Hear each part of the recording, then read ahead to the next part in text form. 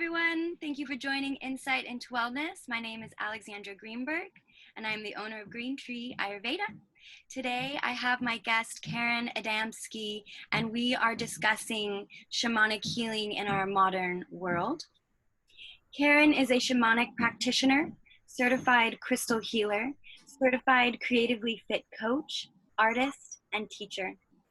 Today, Karen works with clients from all over the world to bring them healing in the form of vibrational medicine, meditation, art, nature, color, kindness, and much more. By sharing with others to break out of molds and to walk in the beauty on their own paths, Karen has helped hundreds of people understand the ease and simplicity of grounding and healing with vibration and energy. Thank you so much for joining me, Karen. Thank you, Alexandra. I appreciate it. Of course. Nick, one of my interviewees from The Wisdom of Saying No, connected us, and I love when that happens, that line of energy connecting us all. Absolutely. Very excited to talk with you. And one question that I'm really finding that I love to lead in with is about your life and did holistic practices, did holistic workings, were they a part of your life when you were growing up? Oh, yes and no. Mm-hmm. Yes, kind of behind the scenes without me really understanding what was happening. Mm-hmm. And no, that wasn't really the way I was raised. I was brought up in Northern California. I grew up in Cupertino, and back then it was all orchards, but now I'm still local, and we're in the middle of Silicon Valley. Mm-hmm. Very much a Western culture. Sometimes we went to Methodist church, but not always. So not necessarily a religious upbringing, but very Western culture, 60s, 70s, 80s. Yeah. So I didn't really find natural healing until I had kids, actually. My son had a near-death experience, and when that happened, my world just sort of flipped. Things happened, things fell into place. I kind of just took a different path and had a lot of discovery to do. But that's sort of what changed my path. So it wasn't necessarily that I had a bad upbringing. I didn't. I had a really great childhood, but natural medicine was definitely not how I was raised. Yeah. When did it start to happen? When did pieces really start to fall in, and what did that look like? Can you give us well, a good 20 years ago at least, and that was that day. It was really a moment for me. So when my son, we almost lost him, and he's healthy and happy, everything's great now. But in that moment, it's almost like I stepped out of this world into another world. And there was support there for me. There was spirit energy there. And then I just had a bazillion questions, and they were answered, but not in the way that my Western upbringing would typically answer questions. I was answered through animals. I would find answers that way, or through nature. An experience with the whale that I had was really what opened the door to shamanism. Wow. For me. So it was kind of like a whole other language that I fell into. It's another path and journey. Yeah, and I'm just so intrigued on just even the name, as a shaman. It has so much energy behind it, so much wisdom behind it. How did you transition into either knowing you could take this on, or bringing it on, or accepting this into your life? Yeah, that's a big question, actually. That was a lot, and it still is. I'm still transitioning, and always will be, and always learning. So I personally, I have people call me a shaman, and I've been trained. I'll talk about that a little bit, but I personally like to call myself a shamanic practitioner because my teachers are shamans. That's I am not super comfortable putting on the title of shaman pants. it's not comfortable for me. It's okay when other people call me that if that's what they choose, but I prefer to say that I'm a shamanic practitioner. And maybe someday that will change, but up until this point, that's kind of how I feel.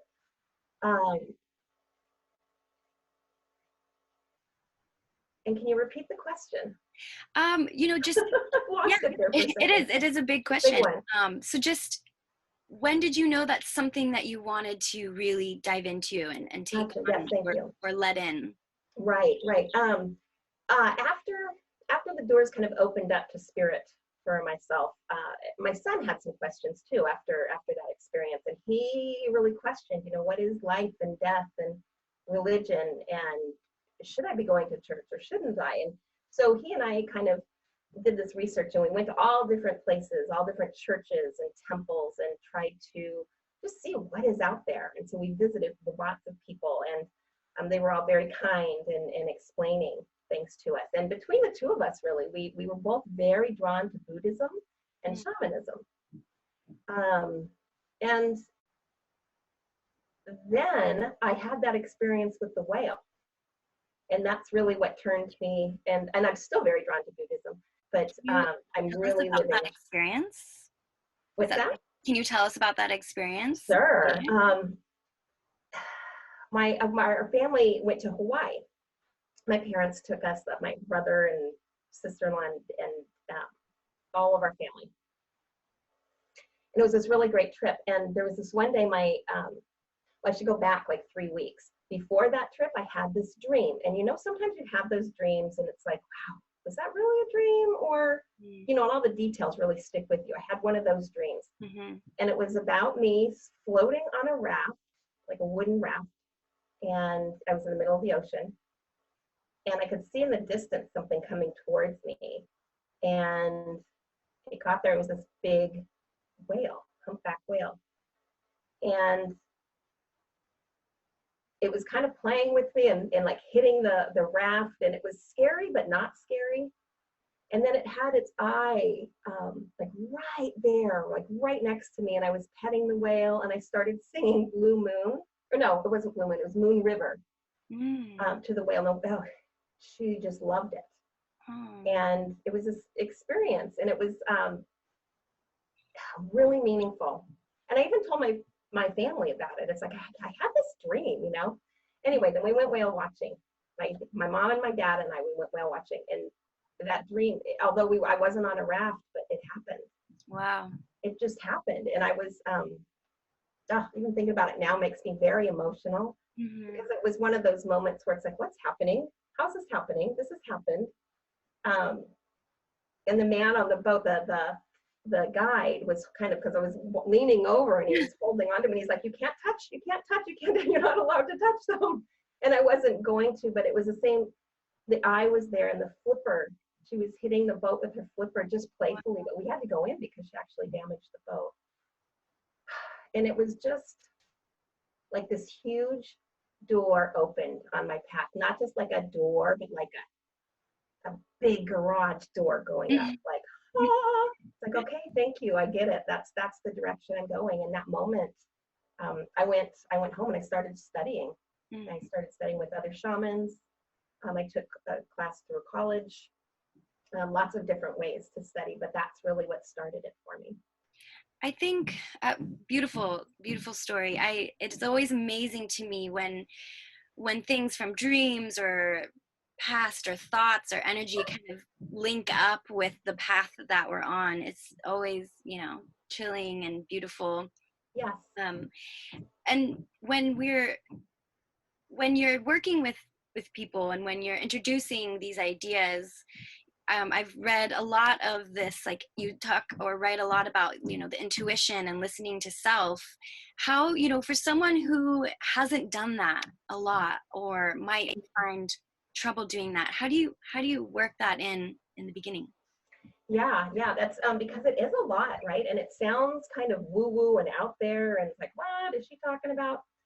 But if you're open to it, and typically, my clients who come to me, they are open to it in some way, otherwise they wouldn't, be coming to me, or they're curious, right? And so if they're open in that, and they're wanting to learn more, then that's the first step right there. And so it's already opening them up. I hold different events, like full moon drumming circles every month, and I host a meeting every month called Honoring Your Abilities in the Real World. And these are places where like-minded people can come together and feel comfortable and feel comfortable being their true self, right? And not having to wear that mask. So that helps a lot, helps people kind of come out of their caves a little bit or break out of their shells or their molds. Yeah. And then individually, you know, everybody's different. Everybody has different history and different goals on their current path. So we kind of just go step by step, but really it's learning to really connect to your true self, learning to kind of ground. Shamanism has a lot to do with grounding with the earth and working with elements. So that really calls to people, and it really kind of calls to all of us, whether we know it or not, because it's in us, it's in our DNA. Yeah. But if people are open to that, that's really kind of the first step, is finding what grounds you. And having that initial, I want to reach out. I want this. Yes. As opposed to, you know, I talk a lot about the difference between I need this and this is something I want. Yes. Yeah. There is a big difference there now, isn't there? Yeah. We briefly, you know, you said the real world, and, you know, our whole talk today is in the modern world, and with everything moving fast and going, how do you find yourself practicing?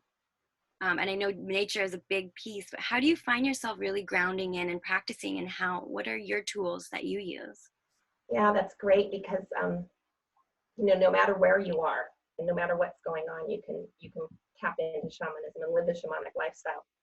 My tools are meditation, nature, and creativity. I think that's kind of my recipe for me to really lead that balanced lifestyle and keeping myself balanced physically and spiritually and mentally. I discovered meditation through painting. So the same thing happens in your brain, you know, when you're painting, you know, anything that you're really, if you're knitting or if you're doing Sudoku or so, whatever it is, whatever your thing is, and you lose time, you know, you lose that, and you really get that tunnel vision. Yeah. That is a good place to be. That's what meditation does. You're in that kind of grounded space where you can unplug, literally unplug from the world that we're living in, because there's so much out there, right? Technology and fast, boom, boom, boom. You unplug no matter where you are, and ground and meditate and journey. In shamanism, we journeying is heavy meditation, where you can connect with spirit and go different places. And it's a beautiful thing, and it can be done anywhere. It's certainly easier to do it in the middle of a forest or sitting by a lake or running water, you know, the ocean, anything like that. But, you know, if you're at work and you need to go into a conference room and do some deep breathing and some visualization, and you can connect with spirit, you can go anywhere. Yeah. Yeah. My bigger base is parents, and often when I speak to parents, a lot of my clients have younger children, and it's a real struggle to find that time. And I offer a specific type of meditation called heart-based meditation, and it is a sitting, still meditation, but what you're offering is a meditation of just enjoying yourself in an act of service to yourself, something you love to do. Yes. Yeah. And it's what keeps us balanced. It's connecting and being grounded, and it's super easy to become ungrounded. You know, you could be grounded 1 minute and then something can happen and you can be like, right whoa! there. Yeah. And especially with parents, that's how it's just go. And but then again, you can get right back on that balance beam and get yourself grounded and centered. So a lot of it has to do with intention, and then purpose, you know, purposely doing that, making the time and the space for it. And I work with families often too, where the drum is very important to me. That's my gateway to meditation, really. Once I hear that drum beat, the vibration just opens the doors for me. But I use that drum a lot with families and one-on-one, but to guide the meditation so they can do that as a family, one-on-one, and often they'll bring that practice back to their home and do that together as a family and have that meditation time. I love that. I mean, the drum, it's not just beautiful to listen to, but the act of drumming, or I mean, kids getting into that and the parents and everyone drumming together, that sounds lovely. Absolutely. Yes. I'll teach them often how to cleanse their space. So it's, often we'll vacuum, clean our house, but there's energy that needs cleaning too. And we can't always see that with our eyes. So using rattles and drums and anything with vibration, or just turning the music up and dancing and making that movement and getting that vibration into all the corners of your house and your space. Doing that on a regular basis is just going to keep your energy in your home clean too. But teaching kids, they're so wise. Yeah. I learn more from kids probably than they learn from me. It's more and more true that way. Yes.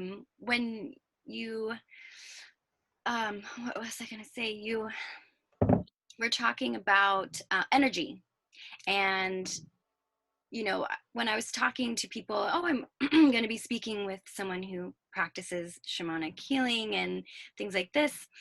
There was this idea that it's an energy work. And so we were also talking about Reiki or other energy works. What is the difference, or what are the similarities here? Yeah, that's a really good question. Well, Reiki is a practice. I use Reiki in my shamanic practice. So Reiki for me is a tool. So Reiki is, where you're conducting energy from yourself through yourself. It's a hollow bone, your vessel to put energy to a person, heal a person, to a place, whatever. It's energy work, very direct, working with our chakras and energy centers in our body. And shamanism, I do that because I'll have clients, will be drumming. When I'm in that space, I can see the energy, I can feel the energy, I know where things are stuck. Want to get rid of whatever's not needed or is not serving that person well. Cleanse that energy. And so I'll be using that with lots of, I'll use my rattles, I'll use Reiki, I will use cleansing through smudging and smoke, voice from spirit. Often different animals will appear if I'm working outside, so I will listen. I will listen if crow appears, or hawk appears, or possum. Whoever shows up, there's medicine in that. So when I'm in that shamanic state, there's an open door to spirit. So I can. It's like I'm a hollow bone working with the spirit world and bringing that to the person. So it's not necessarily a tool. Like a tool underneath of shamanic. Yeah, so Reiki is definitely a tool within shamanism, and then other parts of what I do, the drum is a tool. There's like my intuition is a tool. Everything is a tool, and so if you start practicing shamanism, and your friend starts practicing shamanism, and then her mom, it's everybody's going to be different. Every shaman's a little bit different because it's not a cookie cutter type of practice at all. It's very personal. In the way that it's really the way you roll. Yeah. That rolls out into your practice. How did you find the belief and trust in yourself that you were carrying this ability and that you could tap into it? I think once I started studying, and there's years of studying with that, you dive deep, you go through and you learn all of these different practices and rituals, and some of them are really just so, well, they're all beautiful. Some of them are much, much more difficult than others. But with everything that's happened, I it's like pieces being put into my puzzle of life. It's like aha moments. And that's kind of how I've known. It's making sense of everything from my past and realizing that I really have been living a shamanic lifestyle. And you know, in school I had learning troubles. I was always very kind of out there, and you know, when they give us blocks to do our math and learn like ones and tens and hundreds, you know, the different size blocks. And I still to this day really kind of think, well, why would they do that? Why would you build something with a block? So I, you know, I was always building and just doing my own thing. And that's why, it's because of, I have a very creative brain, and my language isn't necessarily the language of everybody else. And so it's just the way I am. And it took me a long time to become comfortable with that. But once I own it and am really true to myself, everything else falls into place. And then more people trust me because I'm my true self. It's just is what it is. So it's not easy. It's a little bit scary, right? Stepping into that and owning it. But over time, it gets easier and easier.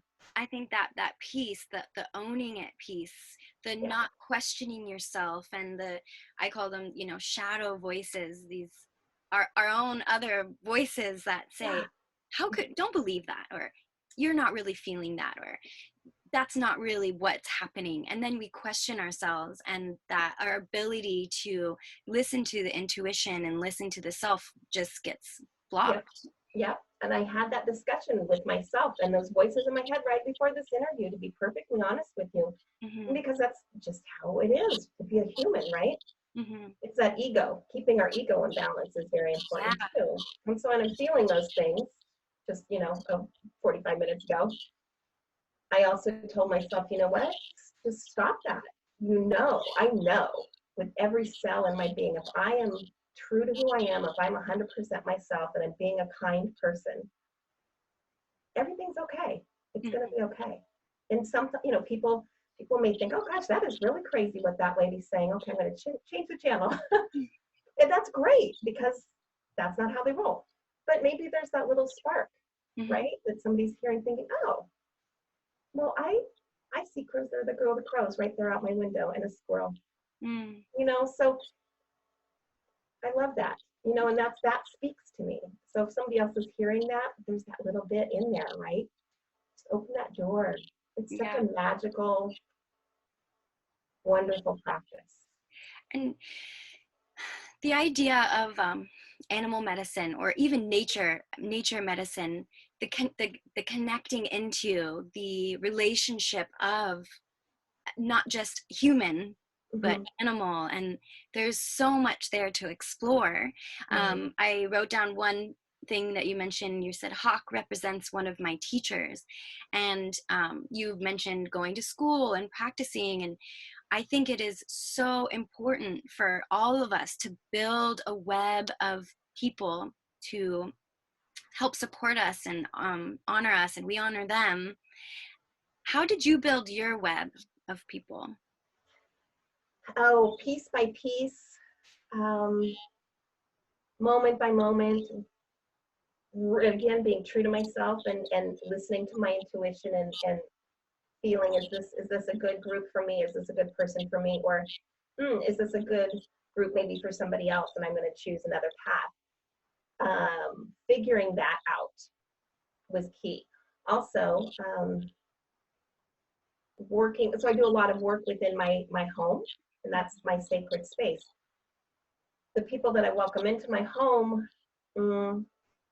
I'm very cautious about that. Not, I mean, everybody is welcome, but I always smudge people at the door, you know, just keeping everything nice and clean. I'm totally losing track of what your question was. Just the idea of gathering our teachers and the people we want to learn from. And the people we want to learn from. Yeah. So just, you know, if somebody sparks something in you, follow that and check it out. It's like a mystery. We have to dive in and figure out the mystery of our life. And if you don't look into things, then you're just going to stay stagnant. But the more you research and the more you try things, you maybe you learn to open up. You learn different feelings within your body. You learn to know, oh, that is so right. You know, it's a language, Mm-hmm. but it's really diving deep internally to start off with, because you really have to figure out, what is your language? What is your medicine? Do you prefer to sit on the roots at the base of a tree? Or do you prefer to walk in the ocean with bare feet? Or do you prefer to lay on your back on a desert ground looking up at the blue sky Oh, next to a that's cactus? awesome. Lovely. You know, what is it that calls to you? And there's something there that calls to you. We all have it. So go there first. Mm-hmm. Look for messages there. We touched just briefly on the ego, and I know sometimes, at least for myself, especially as I've opened myself up to healing and looking for teachers and looking for a web of community, I've come across people, and we don't mesh as Yes. much as I thought, Yeah. and not letting the ego get trapped up in, what did I do wrong, or Yeah. what have I done? It's me. It's, just kind Yeah. of letting that ease, kind of just Yeah. release that. Right. Right. There's think of, because we're all people, right? We have energy, and then think of energy like on your refrigerator. You've got all these different kinds of magnets of different um, volumes, you know, and strengths. And some really want to cling together no matter what you do. It's like, gosh, those are always clustered up together. Or sometimes it's like, that one always falls, or you know, it's energy. Some energy is attracted to other energies, and it doesn't have to be that, oh gosh, those people don't like me, or oh, I don't know, I just don't like that person. You know, it's not that. I mean, it could be, right, but more so, it's just attraction. And who are you attracted to, and why are you attracted to them? You know, and make sure, is that for good? Is that for the greater good, or is that going to maybe not serve me so well? You Yeah. know, and being clear, and again, going back to what serves you, what is good for you. And speaking of energy and working with tools, I know that you work with stones, and that is a huge part of your offering. Yes. And so, just to kind of, end our conversation, we have about 5-6 more minutes. Just puppies. They heard the energy. You just wanted to talk a little bit about stones and the properties, and how you are using them, engaging with them. Yeah, I use crystals. Gosh, I'm going to see. They're around me everywhere. I've got this one of Shiva Lingam. I mean, they're decorative. You can keep crystals pretty much all over throughout your house. But there is energy in crystals. It's vibrational medicine, really. So if you are, say you are, you're having some anxiety. You feel anxiety often right in that core of your core, right there at your solar plexus. So bringing that energy of that chakra to your body is going to bring you strength. If you are really in your head and like, oh my gosh, I've got 5,000 things to do, what am I going to do? Blah. You can bring grounding to yourself, bringing some hematite, or let me grab this piece of black tourmaline here. I have this by my window, and this I use for protection. But just see, just holding it, it's like, it brings you right down to the earth. It just sucks your energy, like, good, anchored. It's a calm feeling. So you can really learn about the different vibrations of stones, and you can, there's so many different ways that you can bring them into your life. I have a crystal healing, or crystal class, online class. It's called Living Your Best Life with Crystals. And it's a great course if anybody's interested. Beautiful. Well, of course, I link everything to your website. So. Oh, thank you. Yeah, crystals, I get just, I could talk for hours and hours, a mile a minute. Hold that tourmaline. Yeah, I know, like, okay, slow down. I've had a bit of experience with crystals. I've definitely have some of my own, and that idea of walking into a store or even walking on the beach and either picking something up and saying this is for me versus and or plus that stone calling out to you.